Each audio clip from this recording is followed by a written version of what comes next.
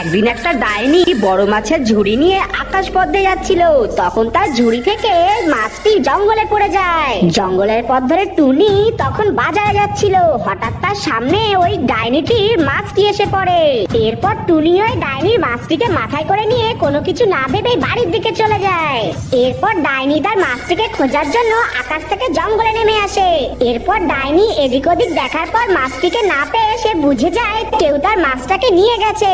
এরপর ডাইনি মাছের গন্ধ শুকতে শুকতে টুনির বাড়িতে গিয়ে পৌঁছায়।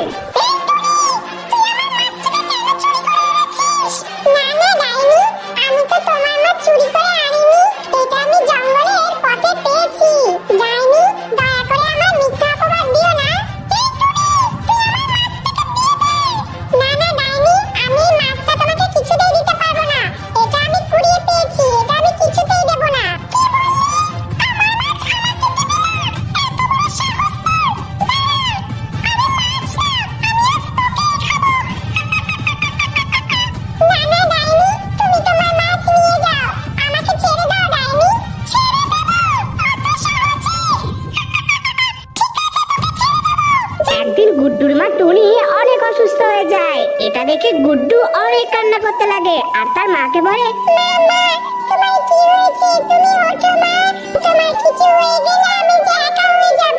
তখন কে আমাকে ঘুম পাড়িয়ে দেবে? তখন কে আমাকে খাইয়ে দেবে? মা তুমি ওঠো, মা ওঠো না মা। গুড্ডু এভাবে ডাকার পর গুড্ডুর মা সাড়া না দেওয়ায় গুড্ডু তখন অনেক ভয় পেয়ে যায়। গুড্ডু তখনই উড়ে গিয়ে একটা ডাক্তারকে ডেকে আনে। এরপর ডাক্তার এসে টুনিকে দেখে ডাক্তার গুড্ডুকে বলে, শোনো গুড্ডু, তুমি ভয় পেও না, তোমার মা ভালো হয়ে যাবে। আমি একটা ওষুধ দিয়ে দেবো, তুমি ওটা খাইয়ে দিলেই তোমার মা ভালো হয়ে যাবে।